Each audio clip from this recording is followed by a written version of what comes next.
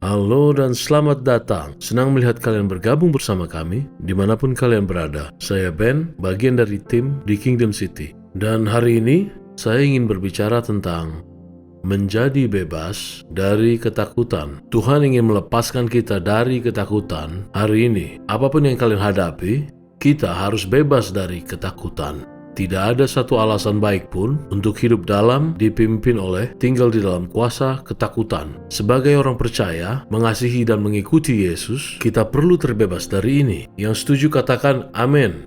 Amin. Ayo, mari kita satukan iman dan berdoa kiranya Tuhan berbicara. Bapa di sorga, kami mengundang kehadiran-Mu sekarang. Di seluruh ruangan, semua Zoom dan cabang, dari manapun orang-orang bergabung, dan kami berdoa hari ini, Kau akan bekerja dalam kami. Terima kasih Kau lepaskan kami dari ketakutan. Kau hancurkan kuasa ketakutan dari hidup semua orang. Di dalam nama Yesus, katakan amin. Amin, amin. Saya percaya saat kebaktian ini berakhir, kamu akan menjadi berbeda. Tuhan akan mengubah hatimu dan bebaskanmu ketika kamu buka hatimu untuk dibedah oleh firman-Nya. Kamu tahu beberapa tahun ini, atau 18 bulan tepatnya, kita melihat ketakutan mencengkram dunia yang tidak pernah terjadi selama beberapa dekade. Benar-benar mencengkram dunia secara keseluruhan. Tapi itu bukan suatu yang baru, karena banyak orang hidup dalam ketakutan. Sebelum pandemik, sebelum lockdown, dan penyebaran virus, orang selalu hidup dalam ketakutan. Saya percaya Tuhan mau kita bebas dari ketakutan, bukan hanya sedikit bebas. Yesus mengatakan, apabila Anak membebaskan kamu, kamu benar-benar bebas. Dengan kata lain, kamu benar-benar bebas. Dia ingin bekerja dalam hati kita, bebaskan kita dari ketakutan, bebas dari takut sama orang, takut akan musibah, bebas dari seluruh rasa takut yang mungkin akan terjadi. Seperti yang kita lihat dalam Alkitab, ada firman yang sangat kuat yang menggambarkan kenapa kita bisa bebas dari kuasa ketakutan. 1 Yohanes 4 ayat 17 mengatakan, dengan ini kasih disempurnakan dengan kita, supaya kita dapat memiliki keyakinan diri pada hari penghakiman. Karena kita sama seperti Dia, begitu juga kita di dunia ini. Tidak ada ketakutan di dalam kasih, tetapi kasih yang sempurna mengusir ketakutan, karena ketakutan berhubungan dengan hukuman. Orang yang takut belum disempurnakan dalam kasih. Kita mengasihi Dia karena Dia lebih dulu mengasihi kita. Adalah keinginan dari Tuhan untuk membebaskan kamu dari ketakutan. Tuhan adalah kasih, dan kasih adalah lawan dari ketakutan. Di 2 Timotius 1 ayat 7, Paulus menulis, sebab Allah tidak memberikan kepada kita roh ketakutan, melainkan roh kekuatan, kasih dan penguasaan diri. Kita bisa mengalahkan ketakutan sekarang melalui kasih Tuhan, memiliki penguasaan diri, beroperasi dengan kuasa Tuhan.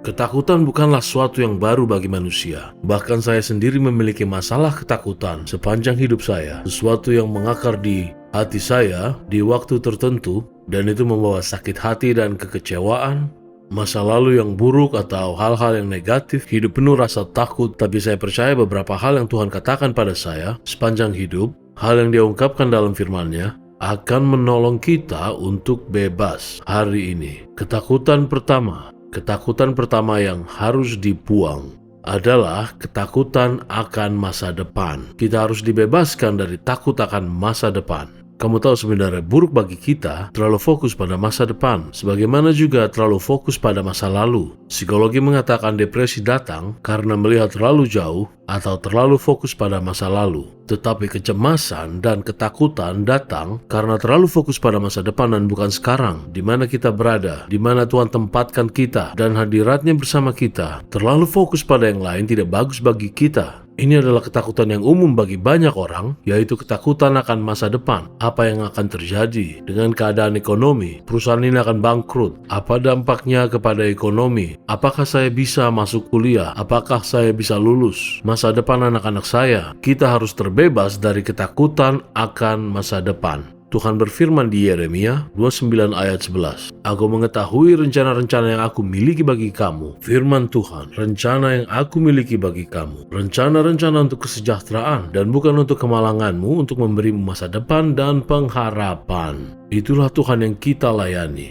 Kita tidak perlu takut akan masa depan, karena Tuhanlah penulis masa depan.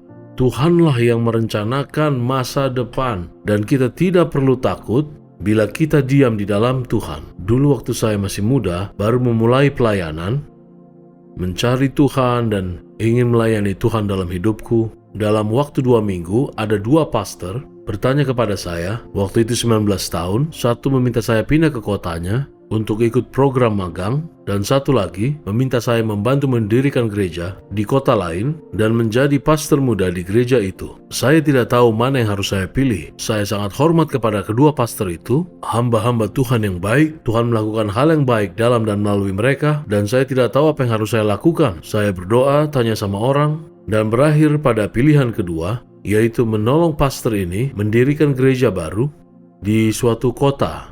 Saya pikir semua akan baik-baik saja. Pindah ke kota baru ini, saya besar di pedesaan dan pindah ke kota besar. Dan ketika saya sampai di sana, saya mulai berpikir apakah saya memilih yang benar. Berpikir mungkin saya melupakan Tuhan. Saya berpikir dalam-dalam mengenai hal ini. Mungkin Tuhan tidak lagi menggunakan saya mengambil keputusan yang salah, tidak ikut Dia, dan sekarang saya di sini tidak bisa melakukan apa-apa. Saat saya terus-menerus memikirkan ketakutan ini, hal itu benar-benar menjadi ketakutan yang besar bagi saya. Sesuatu yang benar-benar harus ditangani. Ketakutan itu datang seperti gelombang.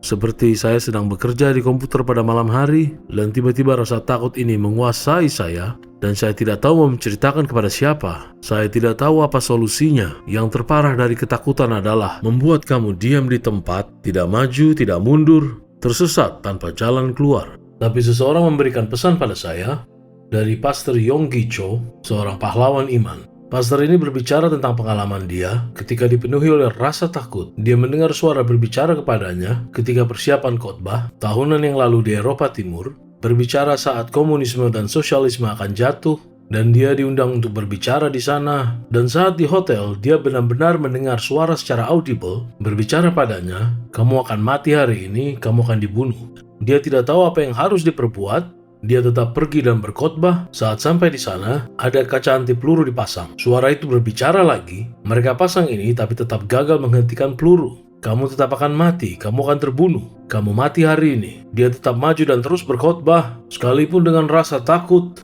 penuh dengan suara yang membangkitkan rasa takut di pikiran dia. Tiba-tiba dia mendengar suara ambulan. 3 kali sudah suara itu mengatakan kamu akan mati. Untuk ketiga kalinya suara itu mengatakan padanya, "Mereka sudah tahu dan bahkan menyiapkan ambulan untukmu." Tapi dia mengabaikan suara ketakutan. Dia mengabaikan suara ketakutan. Dan ambulan yang datang ternyata membawa mantan presiden dari negara tersebut yang menggunakan kursi roda. Mereka mendorong kursi roda itu ke posisi paling depan, dan kemudian dia mendengar suara Tuhan berbicara kepadanya. Dan kali ini tidak datang dengan rasa takut. Suara ketakutan datang sebelumnya, tapi kali ini Tuhan berbicara kepadanya dan iman datang. Dan suara roh Tuhan menyuruh dia mengangkat mantan presiden itu dari kursi rodanya, dan Pastor David Yonggi Cho mengangkat dia dari kursi roda, dan mantan presiden itu bukan hanya bertobat, tapi juga disembuhkan. Dan dia mengakhiri khotbahnya dengan mengatakan, "Tuhan tidak bisa berbicara kepadamu melalui ketakutan." Kenapa? Karena tidak ada takut dalam Tuhan.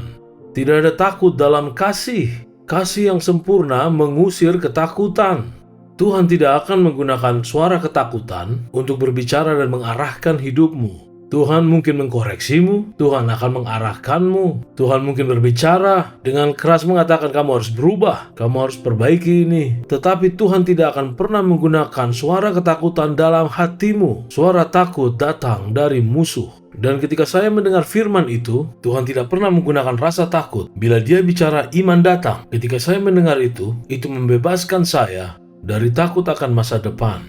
Saya jadi bebas. Wow, akhirnya saya sadar bahwa itu bukan Tuhan. Kamu membuat kesalahan. Kamu membuat kesalahan. Kamu kelewatan. Tuhan tidak bisa lagi pakai kamu. Tidak bisa pakai kamu. Masa depanmu hancur. Suara itu sekarang saya ketahui adalah suara dari sang musuh. Kita bisa bebas dari ketakutan akan masa depan ketika menyadari Tuhan mengasihi kita.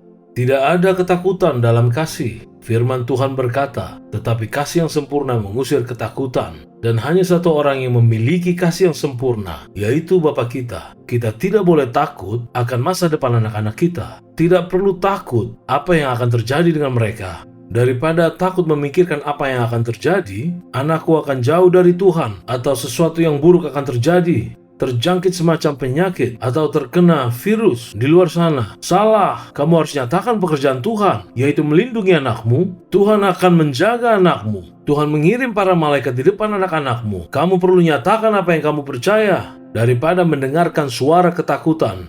Ketakutan yang kedua yaitu takut gagal. Ini adalah salah satu ketakutan yang terbesar dalam hidup saya. Takut gagal, takut membuat jadi berantakan, takut gagal dalam pernikahan, takut salah membesarkan anak, takut menyalahgunakan apapun yang Tuhan berikan untuk saya kerjakan dalam hidup ini. Tapi masalahnya adalah takut gagal sangat disayangkan, seringkali adalah masalah yang selalu kita hadapi. Saya pernah mendengar satu kutipan yang mengatakan, orang yang takut melakukan pekerjaan dengan benar, sudah pasti melakukannya dengan salah. Kamu tahu rasa takut bisa menjadi nubuatan untuk diri sendiri bila kita tidak berhati-hati. Contoh, bila saya sedang menyetir, saya melihat ada pohon di sana, dan saya tidak mau tabrak. Saya tidak akan tabrak pohon itu, menjauh dari pohon itu. Dan saya berakhir dengan kecelakaan. Dan saya tabrakan karena saya fokus kepada hal yang saya tidak ingin lakukan. Dan bukannya fokus kepada tujuan saya.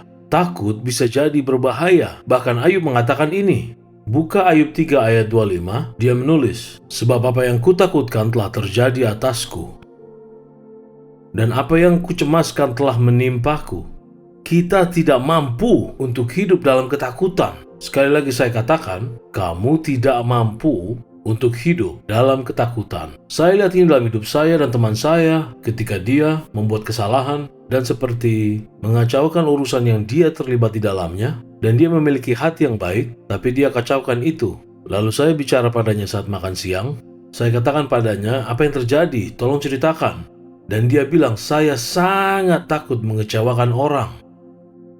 Itu adalah ketakutan saya yang paling besar, untuk mengecewakan orang. Dan di sini dia kecewa karena dia mengecewakan orang. Kita harus menghancurkan kuasa ketakutan dalam hidup kita. Kita tidak mampu hidup dalam ketakutan. Dalam hidup saya juga mengalami ini sebelumnya. Saya ingat, hanya hidup dalam ketakutan, membuat kesalahan secara finansial. Saya sangat takut saya berakhir bangkrut, takut kehilangan harta benda saya. Dan Tuhan memberkati kita, memberikan bisnis, dan Tuhan memberkati keuangan kami. Tapi ini menjadi ketakutan terkuat dalam hidup saya. Saya sangat takut untuk mengacaukan keuangan saya.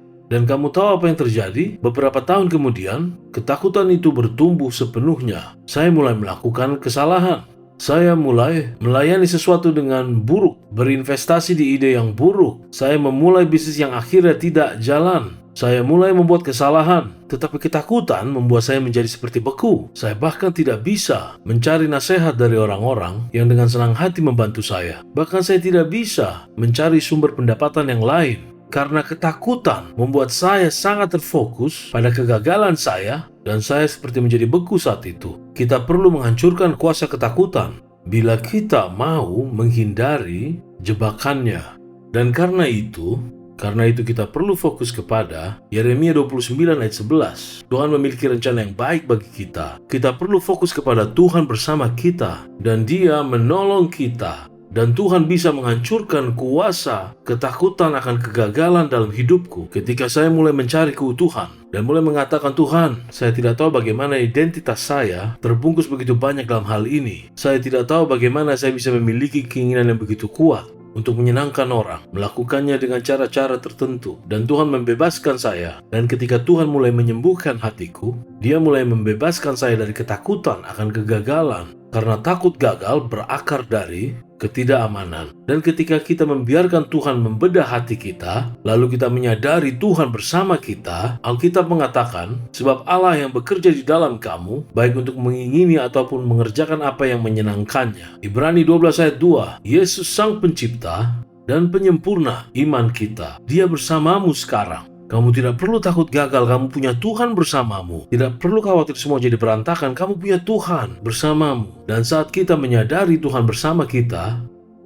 dan kita biarkan Tuhan menyembuhkan kita, Dia akan bebaskan kita dari ketakutan itu. Katakan amin. Ketakutan ketiga yang perlu kita atasi adalah ketakutan akan musuh. Dengar, iblis takut dengan orang Kristen yang tidak takut padanya. Kamu tahu iblis takut sekarang? Kita bicara soal ketakutan, iblis bisa takut. Iblis takut dengan orang yang dengan benar mengetahui betapa mudahnya menolak pekerjaannya, mengusir setan, jadi ambil kekuasaan atas pekerjaan musuh. Saya bertemu dengan banyak orang Kristen yang takut dengan serangan musuh. Mereka takut membuat kesalahan. Tapi kita perlu terbebas dari ketakutan atas musuh. Kamu tahu ini yang terjadi dengan bangsa Israel. Mereka memasuki tanah perjanjian. Mereka mengirimkan 12 mata-mata. Kita bisa lihat di Bilangan 33. Mereka baru saja akan memasuki tanah perjanjian. Saat itu, ketakutan mencengkeram mereka. Setelah mereka mendengar besarnya musuh mereka mendengar seberapa parahnya musuh mereka. Mereka mulai mengatakan, Musa, kenapa kau bawa kami ke sini? Harusnya kami dibiarkan di Mesir atau mati di padang gurun. Kenapa kau bawa kami ke sini? Kami memilih untuk kembali ke Mesir. Mereka sangat dipenuhi oleh ketakutan karena mereka mendengar tentang musuh mereka. Tapi kamu tahu? Beberapa tahun kemudian mereka menyadari bahwa musuh itu ternyata bersembunyi selama 40 tahun, takut dengan bangsa Israel. Mereka takut dengan anak-anak Tuhan karena mereka mendengar apa yang terjadi dengan tentara Mesir. Mereka takut dengan anak-anak Tuhan, tapi anak-anak Tuhan takut dengan mereka. Ini adalah kebenaran yang sering terjadi pada kita. Kita takut dengan musuh, tapi musuh sebenarnya takut dengan orang Kristen yang bangun dan menyadari Tuhan memberikan mereka kuasa dan kekuatan mengusir setan untuk menghardik pekerjaan musuh. Dalam Amanat Agung, kita melihat Yesus mengatakan mereka akan mengusir setan, bicara dengan bahasa baru, menaruh tangan atas orang sakit dan orang itu sembuh, menginjak ular dan kalajengking, dan tidak akan sakit. Jadi apa itu? Itu berbicara tentang kekuatan yang kita punya atas pekerjaan musuh. Kita memerlukan orang-orang yang tidak takut dengan kerajaan kegelapan dan pekerjaan-pekerjaan musuh. Saya ingat saya punya pengalaman. Saya tidak tahu apa yang terjadi saat itu. Anak-anak saya terus terbangun malam hari menangis. Dan saya tidak tahu satu pagi, saya bangun pagi berdoa sebelum gereja. Saya pergi ke kamar mereka dan berdoa di sana. Dan saya berdiri melihat ke jendela. Dan saya melihat satu figur kegelapan. Itu bukan makhluk hidup. Tapi saya bisa melihat dan mendeskripsikan. Sejelas saya bisa mendeskripsikan kamu bila kamu di sini bersama saya sekarang. Dan langsung ketakutan mencengkeram saya setelah saya mengetahui adanya kehadiran setan, sesuatu dikirim dari kerajaan kegelapan untuk menyerang keluarga saya. Dan sekarang saya mengerti kenapa anak-anak saya menangis terus. Dan kemudian saya pergi ke ruangan sebelah. Jujur saat itu saya merasa takut sekali. Tapi saya pergi ke ruangan sebelah. Dan saya mulai berdoa. Dan saya mulai berdoa dalam Roh Kudus. Dan saya mulai berterima kasih kepada Tuhan untuk kuasa atas pekerjaan musuh. Saya minta kepada Tuhan, Tuhan tolong lebarkan batas rumah saya. Tuhan tolong pukul musuh mundur ke belakang. Tuhan, saya minta bala bantuan malaikat untuk melindungi kita dari kehadiran setan yang berusaha menyelinap atau meresap ke dalam rumah kami. Dan saya benar-benar merasakan saat itu, Tuhan bilang, Ben, sudah selesai. Dan mulai saat itu, anak-anak benar-benar tidur pulas. Bukan minggu depan, bukan 2 hari lagi, tapi tepat saat itu, mereka tidak bangun seperti itu lagi. Kenapa? Karena kita punya kuasa atas musuh. Ketakutan terbesar musuh adalah, kamu tahu tentang itu. Ketakutan terbesarnya adalah, kamu mengerti besar kuasa yang kamu punya. Tidak sepantasnya kita takut dengan musuh. Kita seharusnya membuat musuh lari ketakutan. Ayo katakan amin.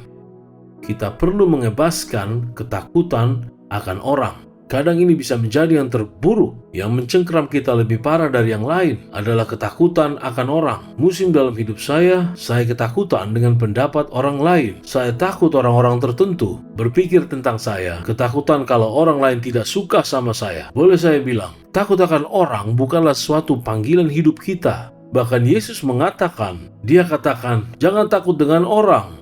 Di Matius 10 ayat 28, dia katakan, jangan takut kepada mereka yang membunuh tubuh, tetapi tidak dapat membunuh jiwa. Dia bicara tentang orang-orang. Dia katakan, jangan takut kepada orang, mereka hanya bisa membunuh tubuh. Tapi baca selanjutnya, melainkan terlebih takutlah kepada dia, takut akan Tuhan, yang dapat memusnahkan jiwa maupun tubuh di neraka. Bukankah 2 ekor burung pipit dijual untuk 1 duit, dan tidak seekor pun dari mereka akan jatuh ke tanah di luar kehendak Bapamu? Dia bilang, hei, jangan takut orang, mereka hanya bisa menyakitimu.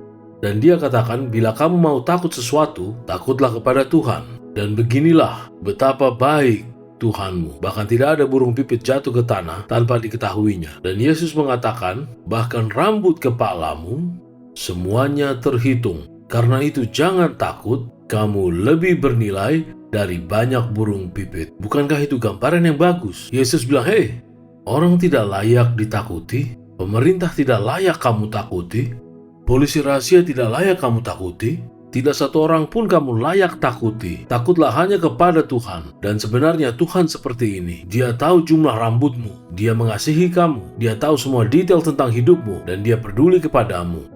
Ketika kita mengerti takut kepada Tuhan, itu sebenarnya membebaskan kita dari takut kepada orang. Dan saat saya mulai mengerti ini, Tuhan mau saya lebih memperhatikan. Bila saya mau memperhatikan apa yang orang pikirkan tentang saya, Dia mengatakan saya harus lebih memperhatikan apa yang Tuhan pikir tentang saya, bukan yang orang-orang pikirkan. Ya, kita butuh nasihat orang. Kadang Tuhan taruh orang di dalam hidup kita, menolong kita, pemimpin baik, pemimpin connect group, orang-orang dalam hidupmu yang menolongmu dalam perjalanan hidup, anggota keluarga, orang-orang bijak, oke? Tapi kita tidak bisa hidup melalui kacamata orang lain. Itu tidak sehat buat kita. Dan di satu musim hidup saya seperti itu, yang terlalu sibuk dengan pendapat orang lain. Dan saya menjadi depresi dan mulai merasa tidak aman.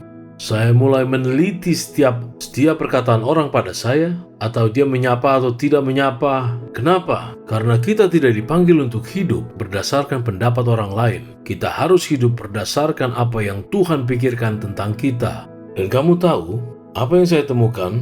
Saya pikir ini benar sekali. Kadang orang-orang yang kamu takuti dan bertemu pertama kali, mereka bicara berbeda dengan kamu. Mungkin mata mereka berapi-api, mungkin mereka lebih bersemangat dari kamu. Dan ketika berbincang, kamu mulai berpikir, mereka benar-benar menakutkan. Tapi setelah kamu mengenal mereka, biasanya mereka orang yang menyenangkan. Saya berbincang dengan Pastor Matt Fielder yang baru saja bergabung bersama kita di Perth. Senang berbincang dengannya. Baru-baru ini saya berbincang dengannya dan dia mengatakan saat pertama kali pindah ke Malaysia, orang-orang takut dengan dia. Saya tidak bisa mengerti itu. Karena kalau kamu tahu Pastor Matt, dia adalah orang yang baik dan dermawan. Dia sangat menyenangkan bersama dia, selalu melucu dan tertawa, tapi dia sangat bersemangat, berbicara dengan penuh semangat, yang kadang menakutkan bagi orang. Ketika kita mendengar orang berbicara beda dari kita, mendengar orang yang beroperasi dengan cara yang berbeda, tapi Tuhan mau membebaskan kita dari itu dalam nama Yesus. Ayo, kamu tidak perlu orang-orang di sekelilingmu berbicara dengan sangat lembut, dengan sangat baik kepadamu. Kamu baik-baik saja, sangat lembut. Kamu tidak perlu hidup seperti dalam sangkar burung untuk bebas dari rasa takut akan orang. Kalau kamu punya ketakutan dengan orang sekarang, kamu perlu dibebaskan dari ketakutan itu. Jangan menunggu orang berubah supaya kamu terbebas dari itu. Kamu bisa bebas sekarang dengan keputusan saya tidak akan hidup dengan ketakutan ini lagi. Saya akan ikut dan taat apa yang sudah Tuhan taruh dalam saya. Ayo katakan amin. Amin. Amin. Saya percaya kita akan berdoa sebentar lagi. Tuhan akan menghancurkan ketakutan dari hidup orang. Tuhan tidak pernah memberikan roh ketakutan, melainkan kekuatan kasih dan penguasaan diri. Tidak ada takut dalam Tuhan, tidak ada takut dalam kasih. Karena kasih yang sempurna mengusir segala ketakutan. Dimanapun kalian berada sekarang, saya mau mendorong kamu, kita akan memuji sebentar lagi. Saya mau Tuhan membedah hati kita. Tapi bukan hanya membedah hati, saya mau kamu pergi minggu ini dan tulis, tanya kepada Tuhan, di mana ketakutan hadir di dalam hidupku? Dari mana ketakutan ini harus dicabut akarnya? Karena di mana ada ketakutan, ada kebohongan tepat di belakangnya yang harus dihancurkan sehingga kebenaran bersinar ke dalamnya. Saya percaya bukan hanya hari ini tapi minggu ini Tuhan akan bebaskan kamu dari kuasa ketakutan. Ayo berdiri, ayo kita semua angkat tangan ke sorga dan kita akan mulai berdoa. Tuhan, kami berterima kasih atas kasih-Mu, terima kasih atas kemurahan-Mu. Terima kasih hari ini Kau bebaskan kami dari kuasa ketakutan dalam hidup kami. Kami mohon padamu Tuhan, hancurkan rantai. Mereka yang takut dengan orang Kau akan bebaskan. Yang takut dengan masa depan, Kau ungkapkan kepada mereka rencanamu yang baik untuk mereka. Tuhan, mereka yang takut dengan kegagalan, ungkapkan betapa Engkau mengasihi mereka Tuhan. Mereka yang takut dengan musuh, ungkapkan kepada mereka kuasa dan otoritas yang mereka miliki dalam Engkau. Hancurkan kuasa ketakutan dalam hidup kami hari ini. Tuhan, kami bertobat dari itu. Kami mohon ubah hati kami dan gerakan kami, sehingga kami sangat berpijak pada kasih-Mu. Dan hati kami didirikan atas kemurahan-Mu. sehingga kita tidak takut orang-orang, iblis, kegagalan, atau apapun itu. Tapi kami bisa hidup bebas dari ketakutan dan mata kami tertuju pada rencana dan tujuanmu dalam hidup kami. Barusan saja saya percaya bahwa ada orang di sini sudah hidup dalam ketakutan sangat lama. Jujur kamu sudah lupa rasanya bebas dari ketakutan. Kamu menjalani hidup dengan suara ketakutan sangat lama. Dan kamu lupa rasanya seperti furniture di rumahmu ada di ruang tamu selama bertahun-tahun dan kamu menjadi terbiasa dengannya. Tuhan ingin membebaskan kamu dari itu. Sekalipun ketakutan itu sudah lama, bukan berarti itu tidak bisa diusir hari ini dan kamu bisa hidup bebas besok. Kadang ada roh ketakutan yang harus dibuang dan kita perlu kemurahan Tuhan untuk mengusir roh itu keluar dari jiwa kita, keluar dari rumah kita. Saya merasa saat saya kesini, hari ini ada seorang wanita dengan anak-anak kecil. Kamu memiliki ketakutan akan mereka, mungkin keamanan mereka, mungkin karena virus. Tapi saya melihat kamu ketika orang-orang meninggalkan rumahmu, ketakutan menguasai dirimu. Ketakutan menguasai dirimu. Saya katakan apapun yang virus itu lakukan, apapun yang terjadi dalam kotamu atau di daerah, kita tidak dipanggil untuk hidup dalam ketakutan. Mulailah menyatakan bahwa perlindungan Tuhan ada pada anak-anakmu. Berterima kasih kepada Tuhan karena Dia ada untukmu. Nyatakan Tuhan bersamamu. Pekerjaan musuh tidak bisa menghentikan kamu. Berterima kasihlah kepada Tuhan karena Dia memberikan perlindungan di sekelilingmu hari ini.